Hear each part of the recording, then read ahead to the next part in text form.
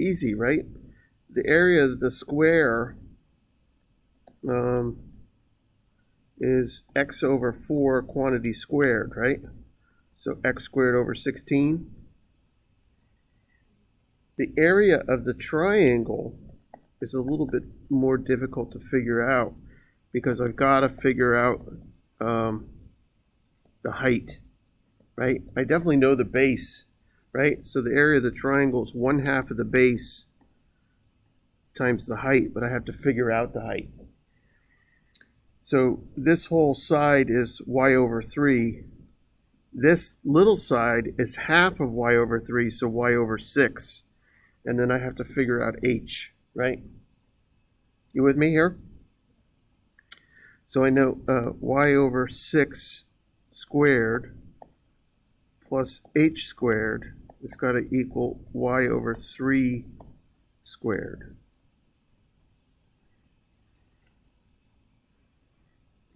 So h squared equals y squared over 9 minus y squared over 36. So h squared is what?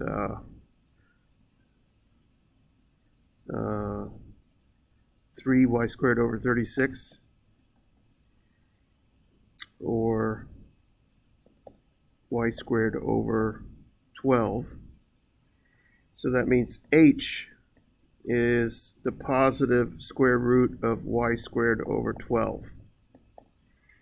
I could leave it like that for now. I certainly could simplify it, right? What would that be? Y over 2 square roots of 3, or y square roots of 3 over 6. So either way, okay? But now I've got my triangle area, so I'm going to use that version of it. Yeah, so I know it's an equilateral triangle with all sides at y over 3. So that one side is y over 3. And then the base is half of the side, right? I'm sorry, not the base is the whole y over 3, but this part of the triangle is just y over 6, half of it. And then I use Pythagorean theorem. So my triangle area is 1/2 y over 3 y square roots of 3 all over 6. So that looks like y squared rad 3 all over 36. So the area that I'm trying to maximize, right, max or min, we don't know yet, is x squared over 16 plus y squared rad 3 over 36. Of course, I want to replace the y, right? Yes, we okay here? I want to replace the y, and obviously y is 10 minus x, right?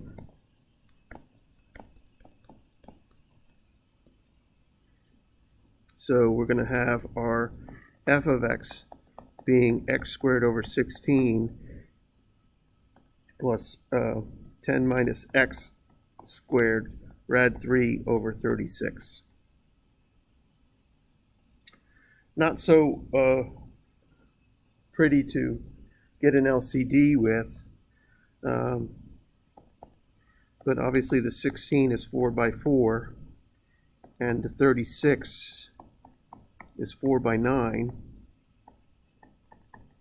right? So I'm missing a 4 here, and I'm missing a 9 here.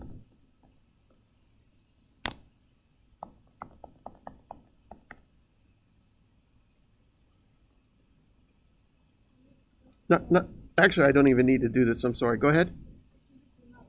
Yep.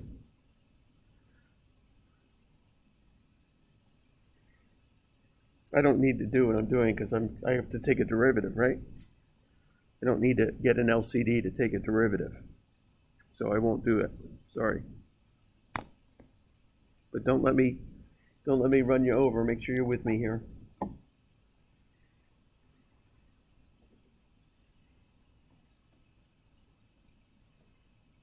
Morning.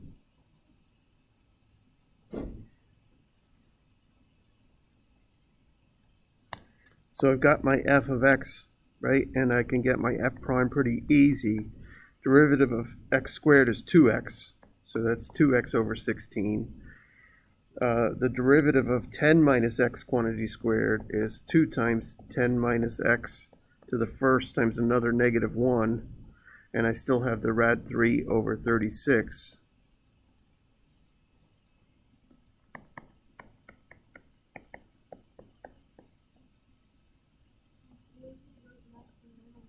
Yeah. Yeah, this is the area of the square, and this is the area of the triangle. Yeah, that's right. That's right. And two variables, right? X and Y. And then I want to use my information I have to solve for Y and substitute. And so there it is. There's what my function I'm trying to find a min or max of. Maybe there's both. We'll see, right? But this derivative now turns into what? 10 minus x rad 3 all over 18.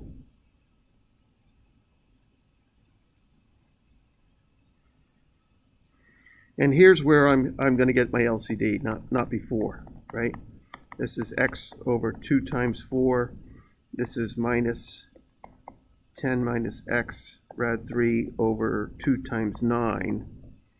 So obviously I need a 9 here, and I need a 4 here.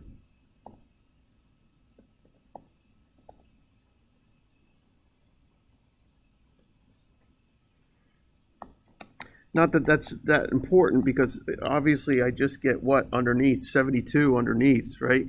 So who cares? That can't be 0, right? But upstairs I get 9x minus 4 square roots of 3 times 10 minus x.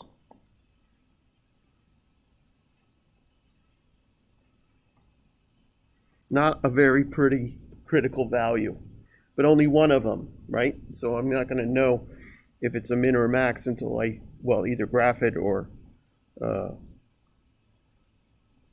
check the second derivative. Pretty horrible. I'm sorry about that. So 9x minus 40 rad 3 plus 4 rad 3 times x all over 72. So obviously the critical value, and I don't have to keep going with this, right? It's going to give me what? 9x minus 40 rad 3. Yeah, plus 4 rad 3 x equals 0. Yeah. Where are you? Is that good?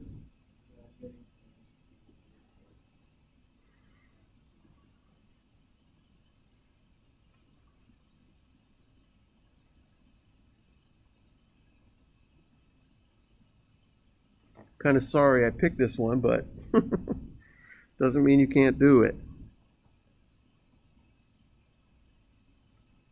It's just a nasty critical value.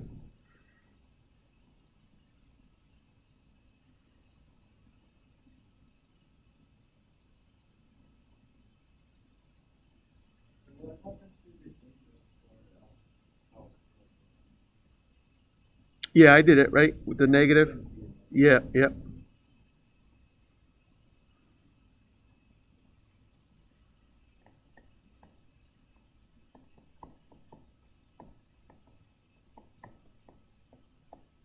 So my critical value is just ugly, but I think it's the setup that's the harder part, right? There's the critical value.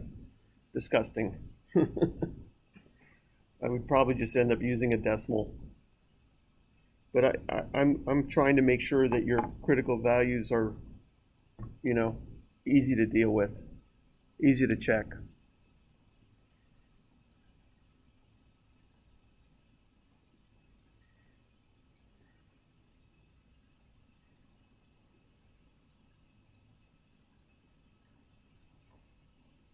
So the one on your quiz today is a min distance, so let's do one like that, right? So let me go to Blackboard. So anyway, I didn't finish this one, but it's about the process, right? The calculus, we know how to do all the calculus.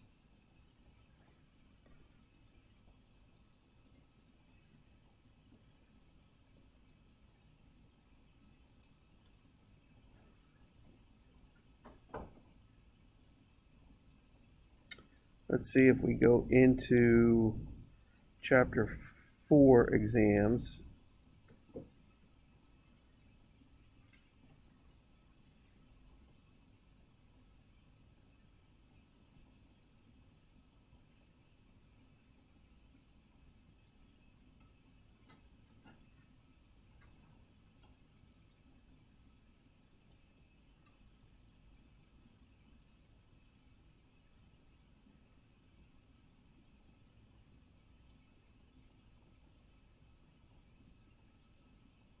Here it is.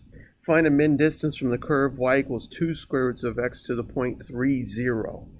Verify the distance is a minimum using the second derivative.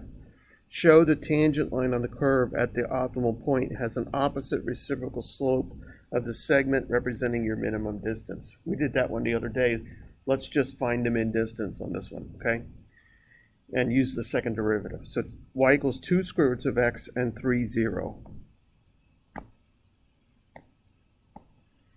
So y equals 2 square roots of x and the point 3, 0.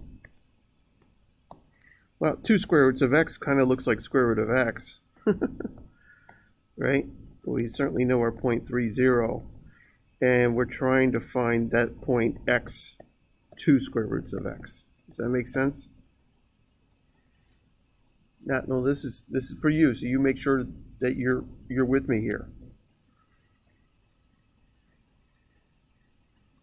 So our distance formula, which is on our formula sheet for today, don't tell me you don't know the distance formula today, right? I need the square root of y2 minus y1 quantity squared plus x2 minus x1 quantity squared.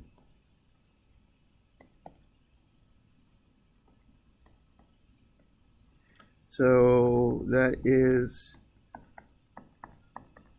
here. We agree with that?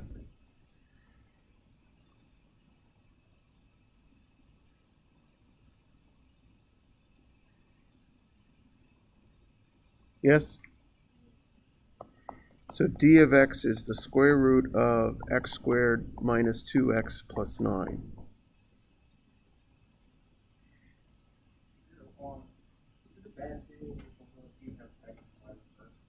No. No. You mean delta x quantity squared and then delta y quantity squared?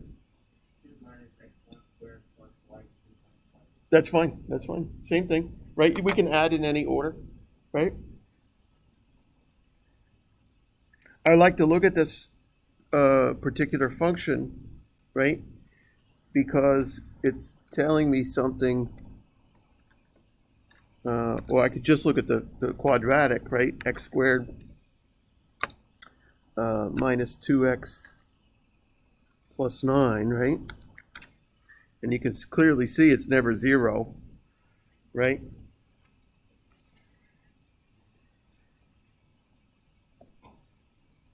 Good. What do we do next? Yep, find a derivative. So d prime of x is 2x minus 2 all over 2 square roots of x squared minus 2x plus 9. Hey, that's nice. A 2 cancels.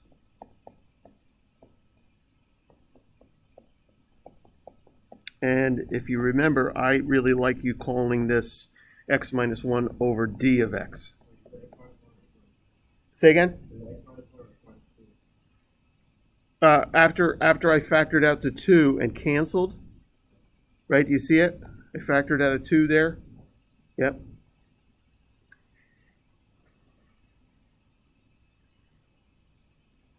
Pretty easy, right?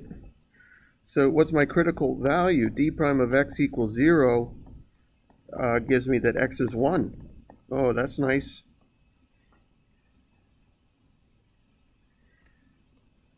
So what's the point on the function? Well, it was x 2 square roots of x, right? Now it is 1 comma 2, right? What's the distance? Well, that's d of 1. So that's the square root of 1 squared minus 2 times 1 plus 9. Square root of 8? Or 2 square roots of 2. before I do a lot of work, I really want to double check things that they should seem to make sense here, right?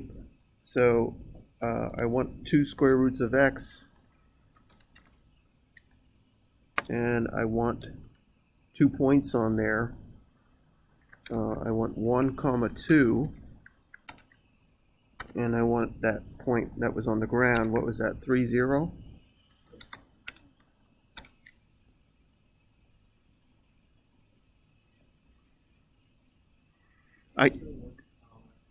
Yeah. So I'm kind of just doing a little visual there to see if I can see if maybe that looks like it's perpendicular there, right? That segment to the tangent line. So I'm pretty sure it looks to be kind of right. So I'm going to keep going. Mike, where are you? Oh, okay.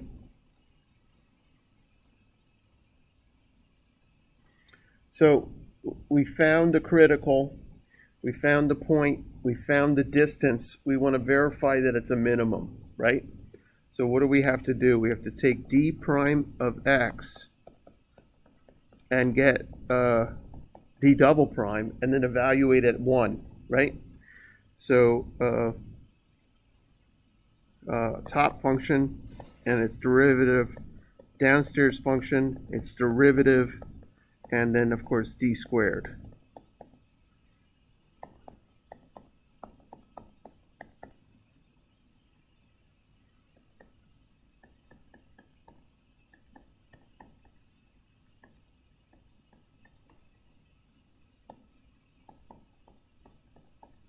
We already know when I put in 1 to this piece that that's going to go away, right? So all we really need to know is d double prime of 1 is d of 1 over d squared of 1. Well, that's just 1 over d of 1, which again, say again? D, we already found the critical value of 1. You can clearly see when I plug it into 1 into x minus 1, it gives me a 0. It also gives me a 0 when I plug it into d prime, because it's the critical value. Yeah, so this is 1 over 2 square roots of 2, or square root of 2 over 4. So positive, right? Positive people smile, so it must be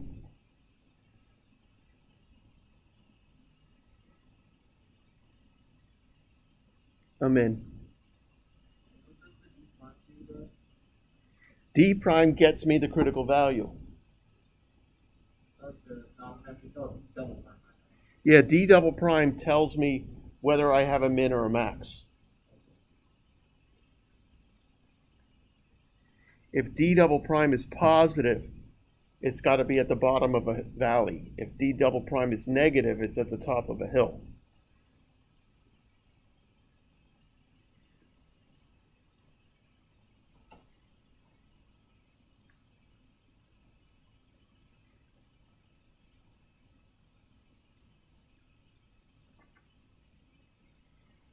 Now we okay?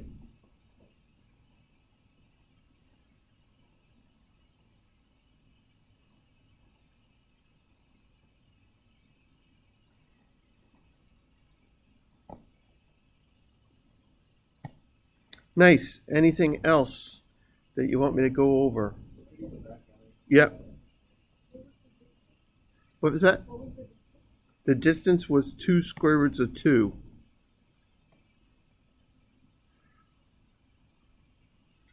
I got square root of 8.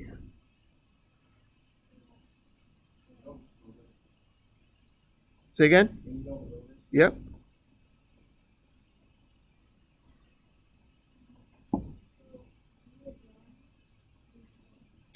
So we found the x value, right, was 1.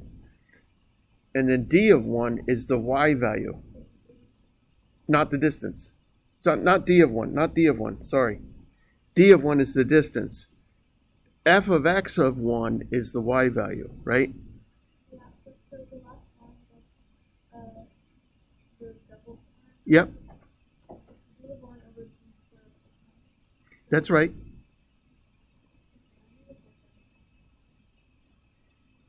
But one of them cancels, right?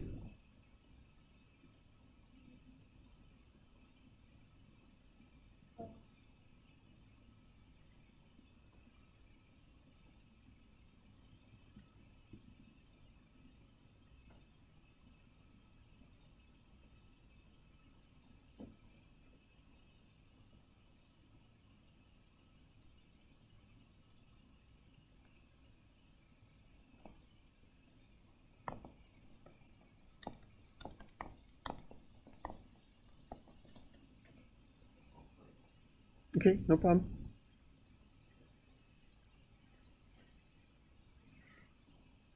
Anything else you want me to go over?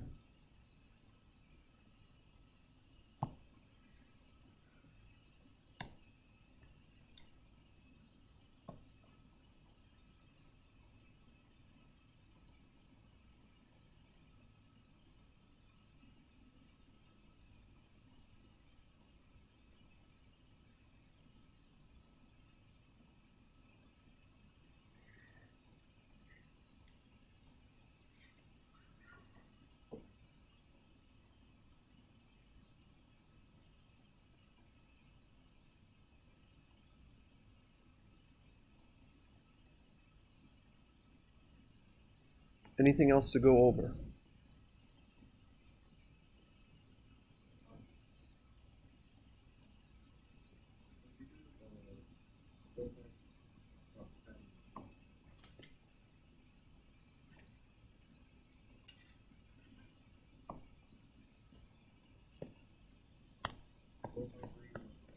Yes. First derivative or second derivative test? Sure. Yep. 4.3, number 10. 10? Okay. Oops, sorry.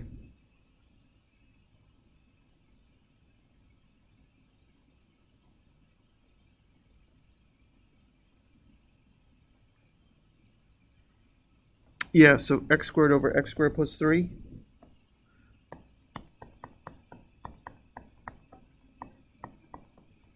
I'm assuming you want second derivative test because that's what the quiz is today, right?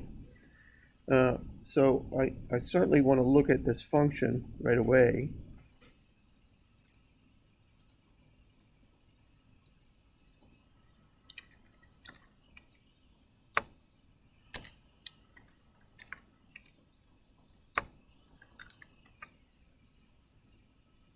And I can see the concavity starting with a frown, right? In the middle is a smile, and at the end is a frown again, right?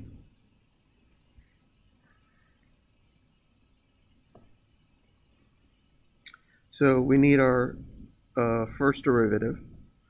So x squared and 2x, x squared plus 3 and 2x, and then of course x squared plus 3 quantity squared with the quotient rule.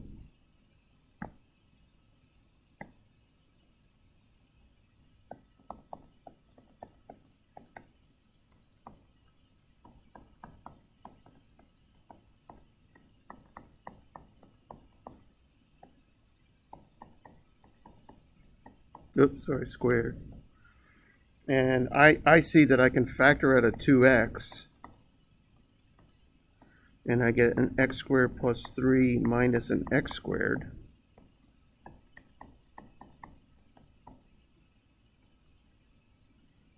So the x squareds go away, and I get finally a nice looking derivative here, 6x over x squared plus 3 quantity squared. Notice there is a critical value there, right, of 0, right? So I want to keep that in mind. It doesn't. X squared plus 3 doesn't equal 0, right? X squared plus 3 is an x squared curve moved up, right? 3. So, but like on the quiz today, I will not ask you when I ask you to do a second derivative test, I won't ask you for the local min or max. But when you do the optimization, I will ask for the second derivative to show min or max, okay? So we need our second derivative, top function, downstairs function. What? Yeah, why?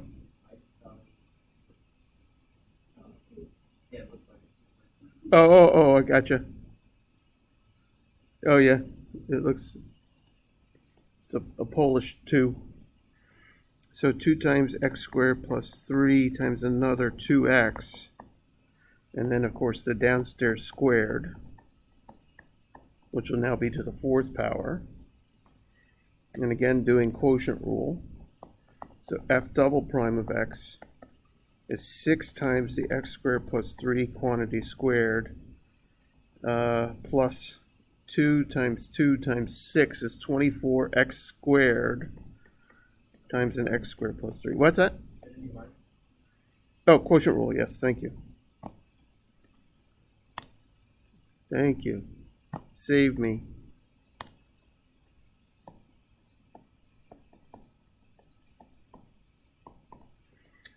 I certainly can factor out a 6, and I can factor out an x squared plus 3. That's nice. So I got another x squared plus 3, and I got a minus 4x squared times, that's it, just that, right?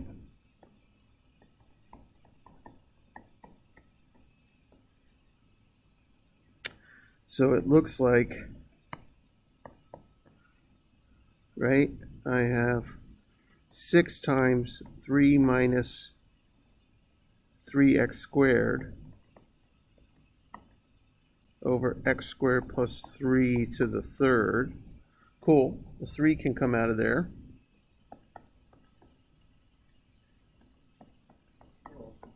Yep.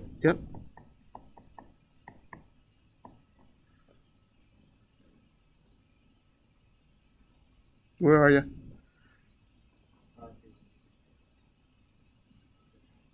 And so I do see that I get critical values of plus and minus 1, right?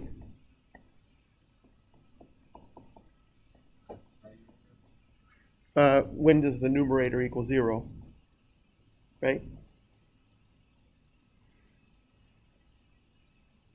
So I like to, right as soon as I see those critical values, I like to jump and see if I just graph x equals -1, is it kind of hitting at where it's changing from a frown to a smile, right? And yes, you agree? Same thing on the other side, right? X equals 1. That's right where it's changing back to down, right? Concave. It's gone from concave up to concave down. Yeah, you with me there? So for my second derivative test, I know I had a -1 and a 1 as my criticals. I had a 0 for my first derivative critical, right? And then I just have to test anything else I want.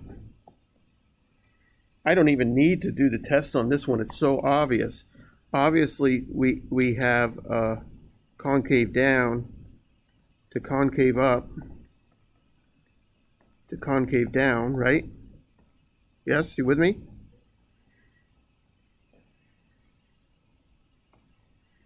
And so the only thing I really have to do is find f. I have to find the height of the inflection points, right?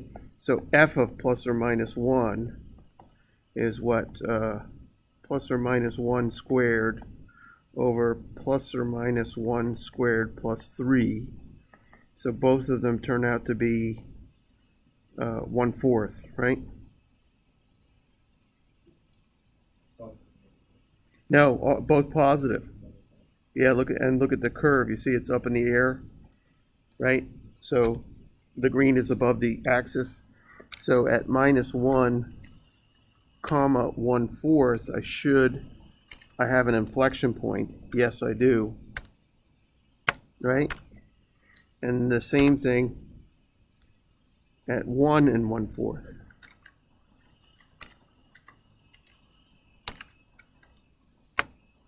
So there are my two inflection points, where I'm changing steering on the road or where the concavity changes, right? Yes, we're okay? Good. Conclusion or no? Do I have to write it? No? Okay, thank you. Thank you. I already had felt the headache coming on as soon as I had to write that conclusion. Nice. Anything else you want me to do today? Any other problem you want me to solve for you? Cool. Let's do an area problem.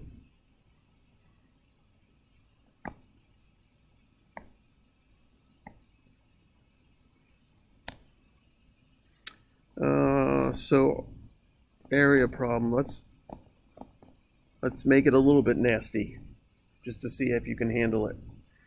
I want to do the integral from 1 to 3 of x squared minus 2x plus 9 dx.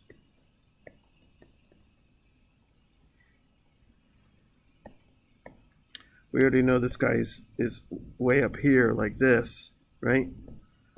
And we want to be thinking of, like if I just did two rectangles, right? That would be them, right?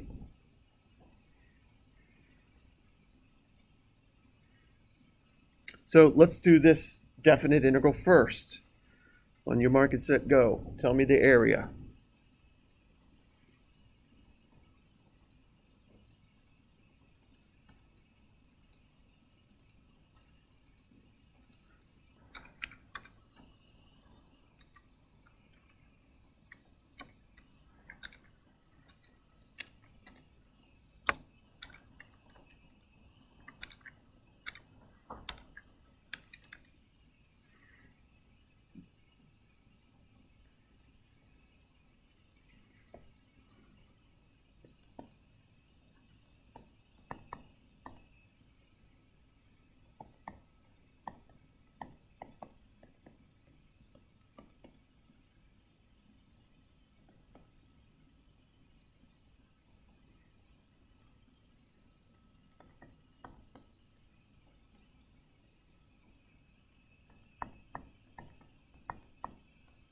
And then check it on Desmos, right?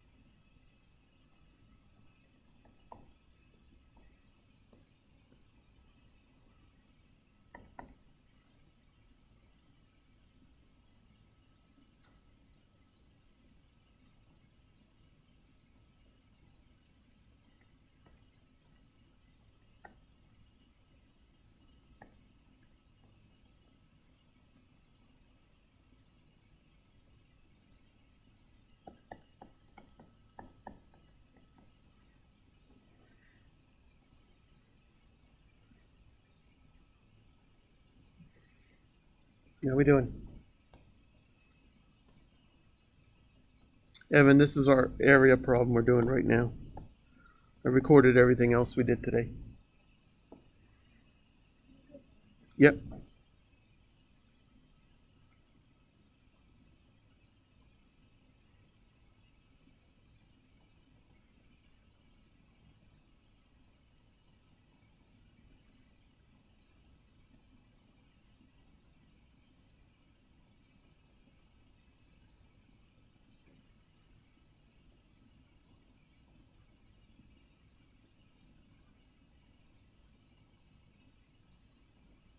Yeah, we okay? We get there? Nobody?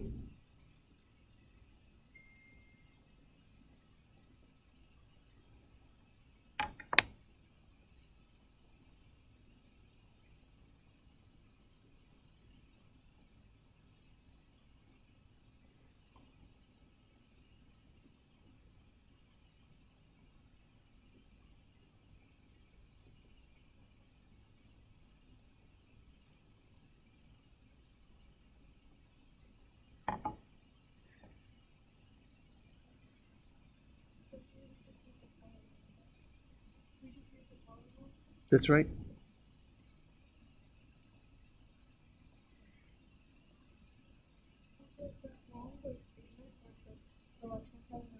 That's right. Exactly. Exactly. Left-hand side we're doing with definite integral. Right-hand side we're going to use that limit. So are we ready for the right-hand side? Anybody get the left-hand side? Can I? One? Still working on it? Okay, I'll give you another minute.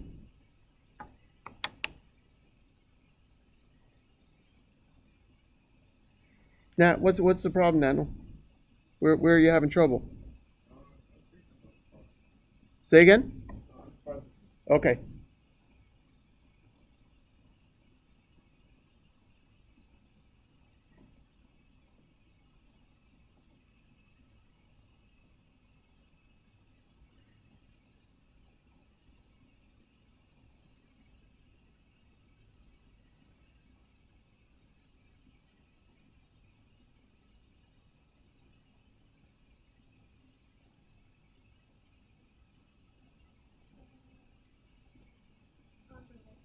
Mm-hmm. Yes. That's right. That's right.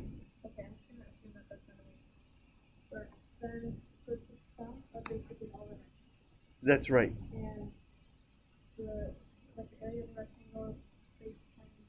Base times height. That's right. The delta x.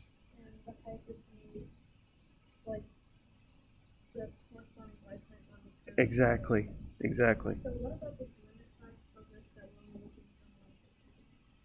Yeah. Exactly. So yeah. Let me. Exactly. Exactly.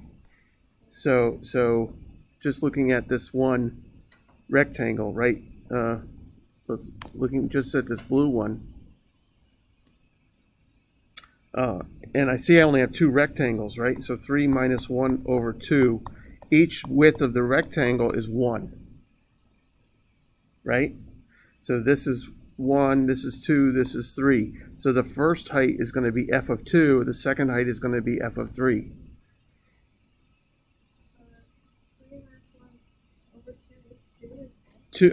On this particular case, I only had two rectangles, right? So in general, it's going to be n, but in this case, I only had two rectangles, so I see the width of each rectangle is 1. 3 minus 1 is my bounds, right? 2 is the number of rectangles. It's going to be n for us, but right now I only had 2, so 2 over 2 is 1. That's how wide each rectangle is. What's that?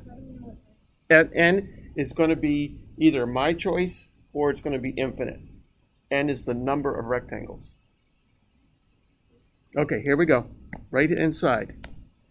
I'm looking at the integral from 1 to 3 of x squared minus 2x plus 9 with respect to x. And I want the limit as n goes to infinity of the sum of the first rectangle area to the last rectangle area. I need a delta x. Delta x for me is b minus a over n, so that's 2 over n.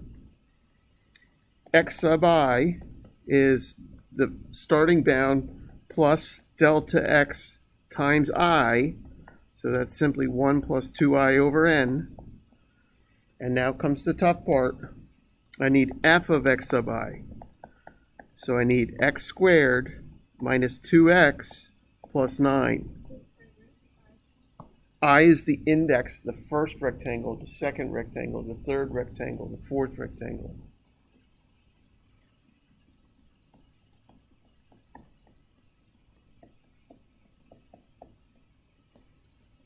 This is where we can screw things up easily.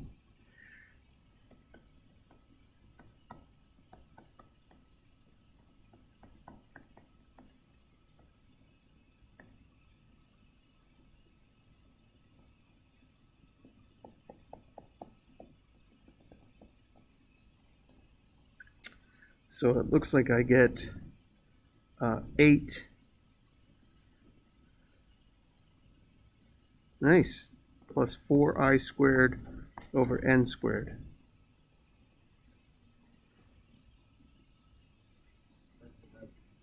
Yeah, we're working on the right-hand side. Into the original function. The height of the rectangles, yep.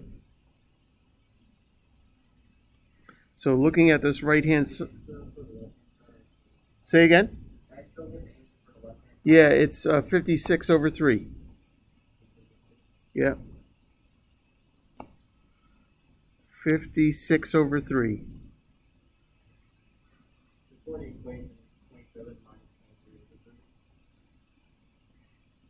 Where? Say again?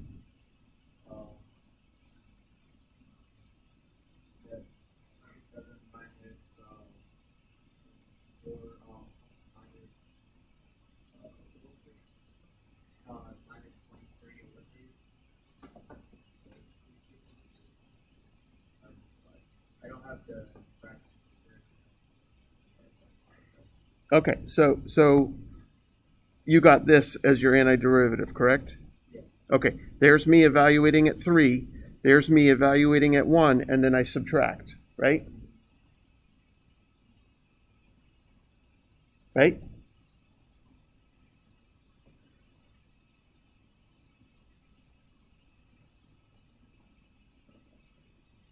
So it's obviously some kind of just a little arithmetic problem, but no big deal. Try it again later, okay? So I'm on my right-hand side here.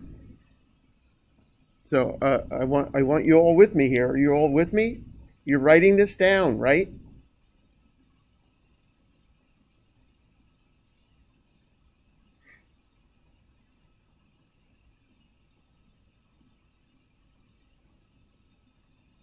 You can't just watch me do this. You have to do it yourself.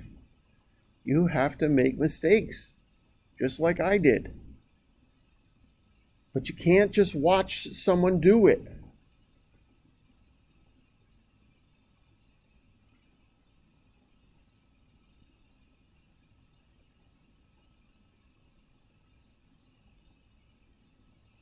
You have to write it.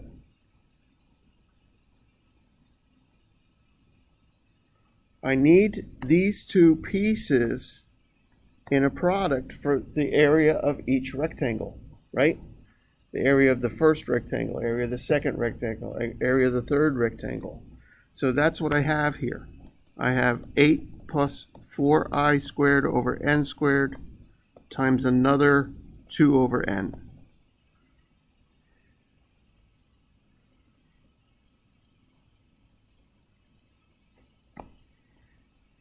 If you can only have this part written down for me, that's fine. Do the rest later. Don't try and copy this all down in a rush. Start from where I am right now. So I'm looking at the limit as n goes to infinity of the sum of I equal 1 to n, and I'm going to distribute here, of 16 over n plus 8i squared over n cubed.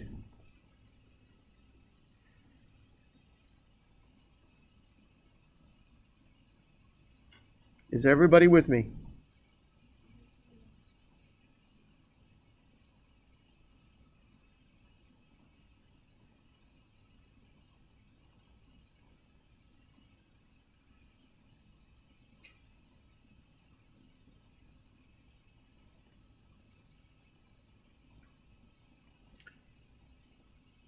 Everybody with me? 2 out of 5. Sorry, 2 out of 6.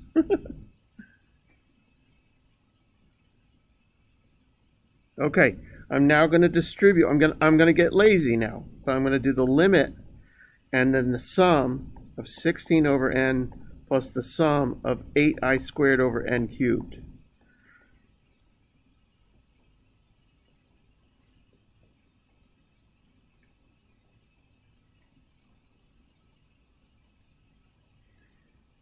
My sum, the sigma, is dependent upon the variable I, the first one, the second one, the third one, the fourth one, right? So I can really just think of this as 16 over n times the sum of 1 plus 8 over n cubed times the sum of I squared. Well, if I add up 1 n times, what do I get? I get n, right? But we knew that formula anyway. We knew this formula. The sum of 1 is n. N times 1, yeah, n. The other one is 8 over n squared times n plus 1 times 2n plus 1 all over 6. Again, that we know. We have it on our formula sheet. We'll have it on our formula sheet for Monday because you have a quiz on this on Monday.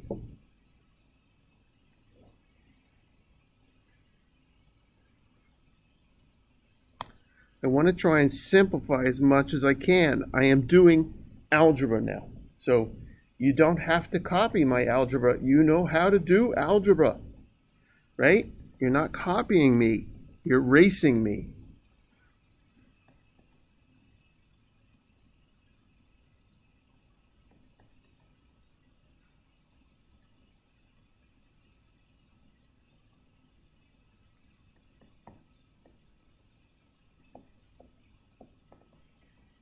So I'm reducing, I'm distributing, etc.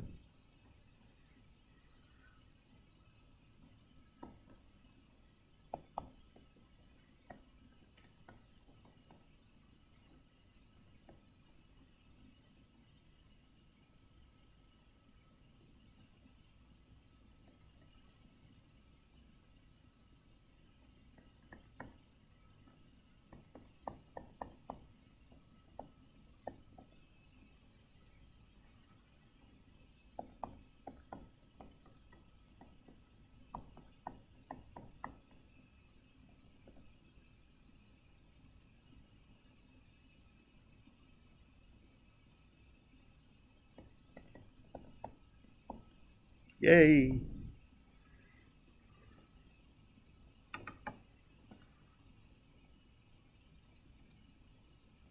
We'll take a break for 11 minutes. Come back at